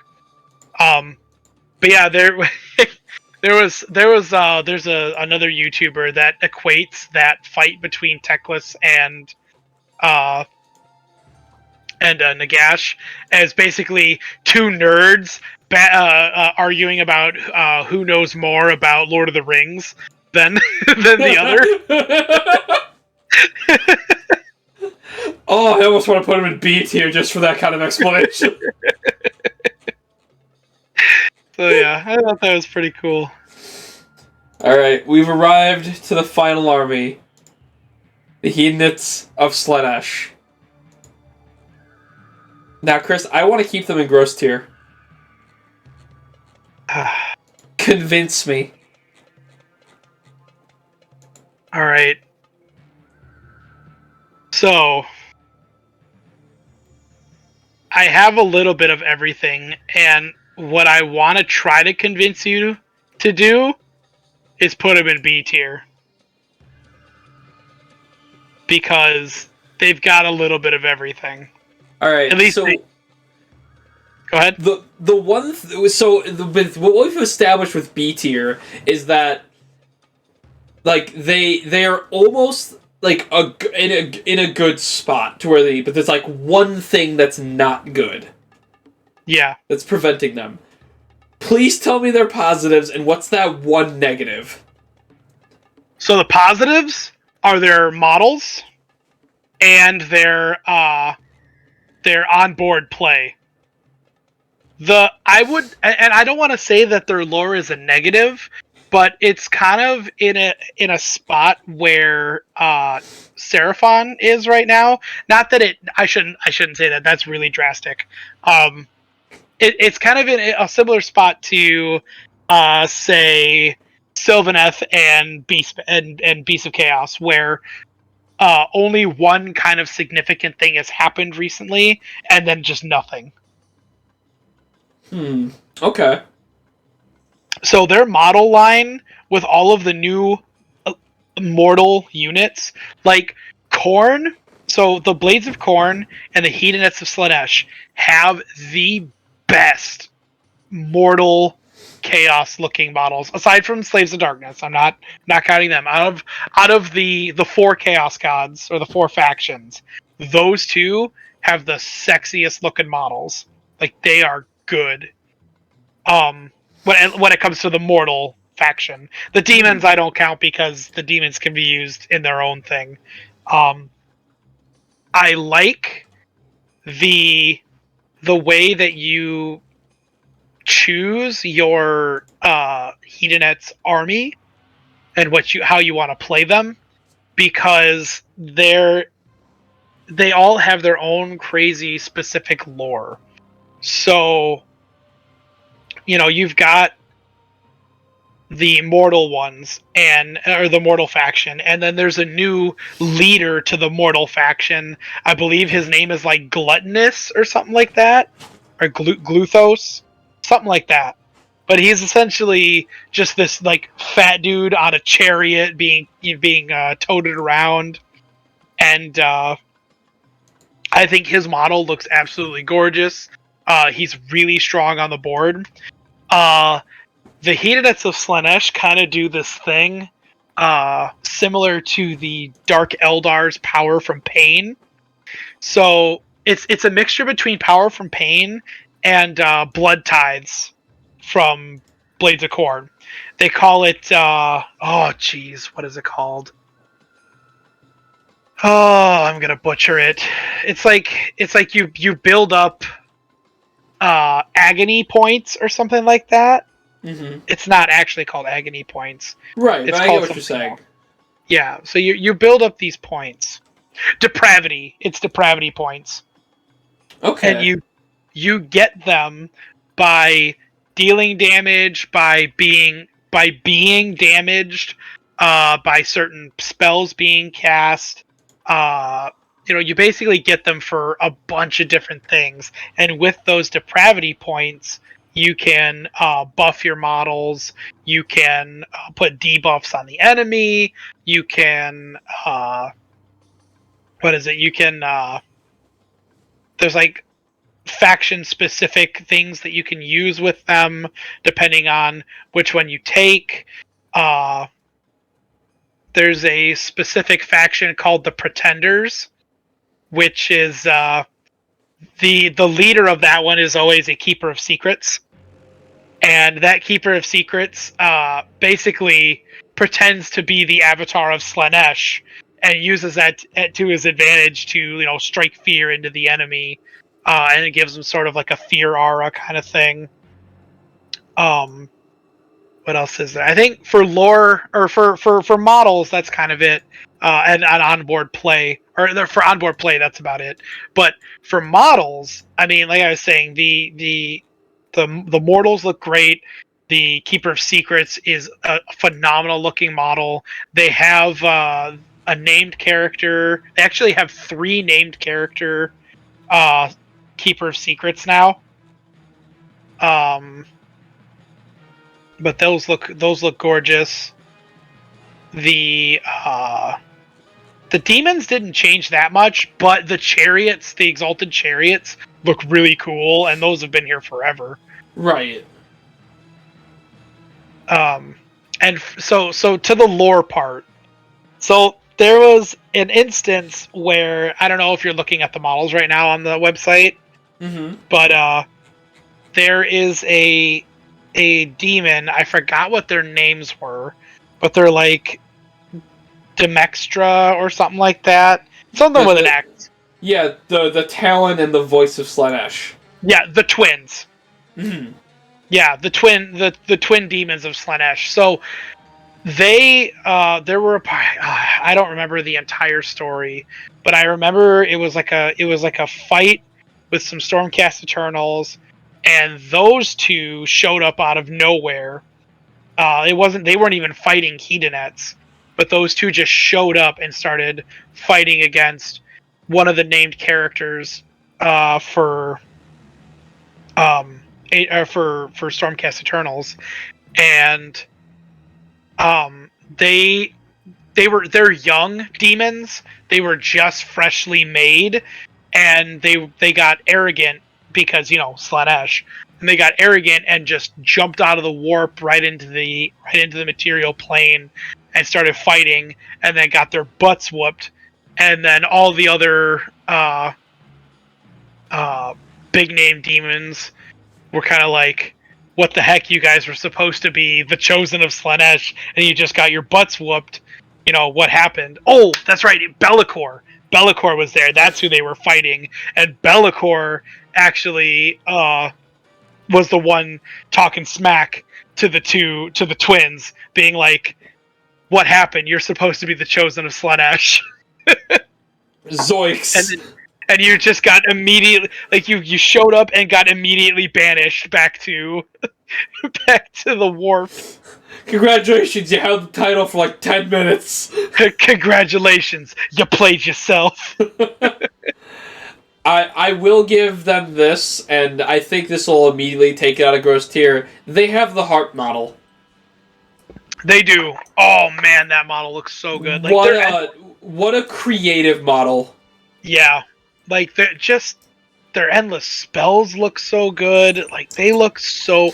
Like, that army has come a long way from when they first started it. Yeah. Alright, I will... From everything you've told me, I will say B tier sounds like a good spot for them. Yeah. Because I like the way that you explained B tier, how it's like, the army is good in 2 of the 3 aspects, and that third one is always the wall that stops it. Well, that just kind of makes sense. With S being like, it went above and beyond, Goku being like legendary, A tier being, this is where we want them. B, want a little more. C, I need a lot more. Gross, get out of my game. Yeah. And honestly, especially with a section on a tier list called gross, which is like shouldn't even be in the game anymore, there should be a lot less down there. And I think bringing it down to Cities of Sigmar shows how much we've also grown as, as players and people who have been in the community long enough and know the story and want to play the game and have seen battle reports. Like it shows a lot. Like I just how much this has changed. Like holy crap. No, and one of the biggest things that I like when I made these tier lists, not when I make them. I haven't done a tier list in forever. When I made these tier lists, I did it alone, and I really needed someone to bounce off of, like bounce my thoughts off of. And when I ask you during these things, like convince me, I'm like, okay, I don't know too much about this army. Please try to convince me if you can. Sometimes you weren't able to, and. We've had a couple of those. I was surprised at how much we agreed with, though. We usually fight about this stuff. Yeah. Well, Compared I think to our MMO list, we didn't fight too much on this.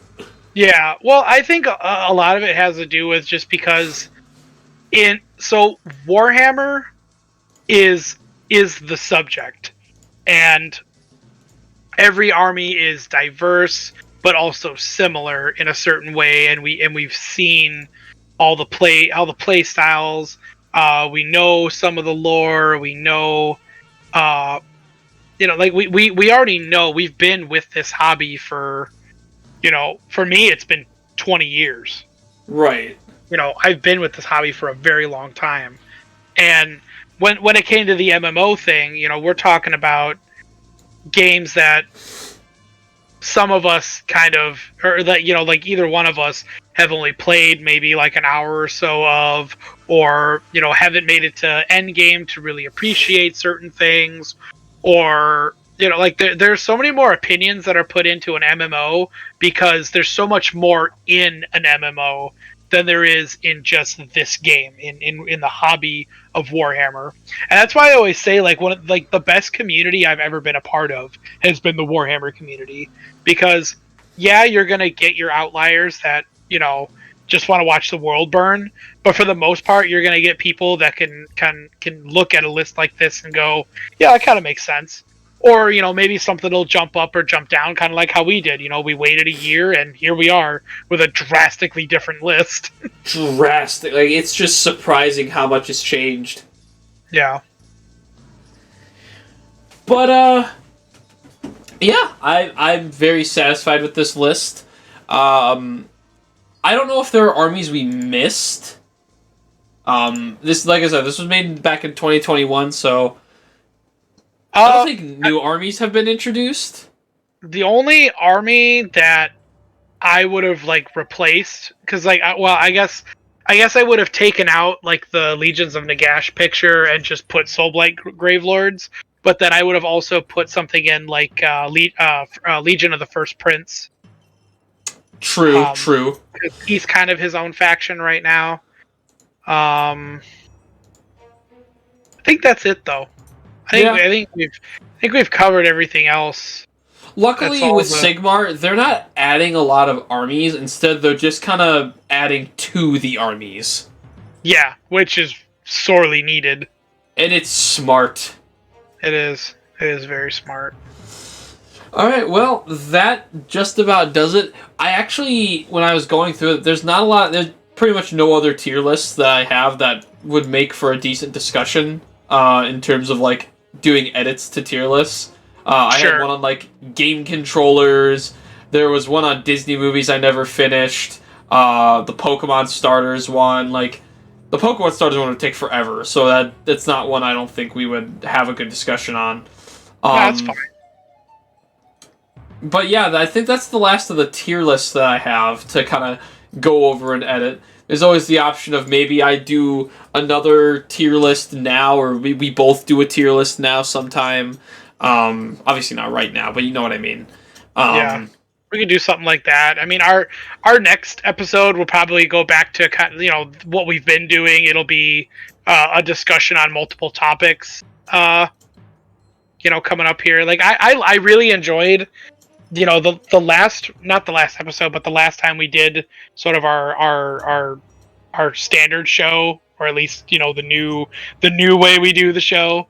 I really enjoyed the games that made us who we are, and I feel like I'm ready to kind of touch on subjects like that again and kind of go back into the nerd culture that spreads out into multiple topics. Yeah, honestly, if anything, what we could maybe even do, first off, put ideas in the comments, because we're always open to discussions on stuff with the comments. Yeah. But I like if we find another big topic like the games that made us, or if we just want to dedicate an episode to something like that. I'd love for that, and I know I have that list of ideas in here, on my phone.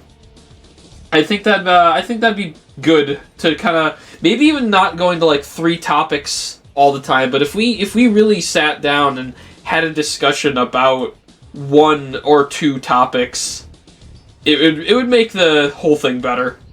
Yeah, I agree. To something a little more in depth.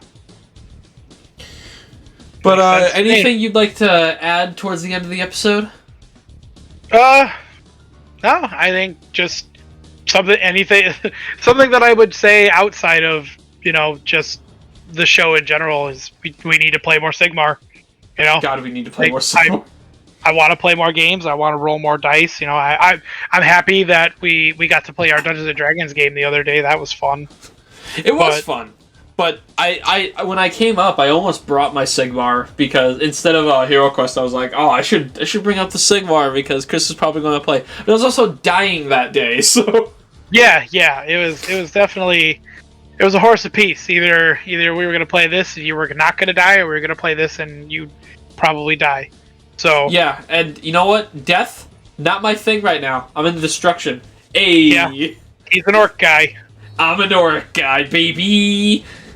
Until I get Slaves of Darkness, then I'm a Chaos guy. I'll always be big dumb Unga Bunga Smash till the day I die. Till the day he dies.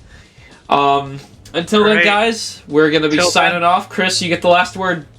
All right. Remember, the soul is in the stomach.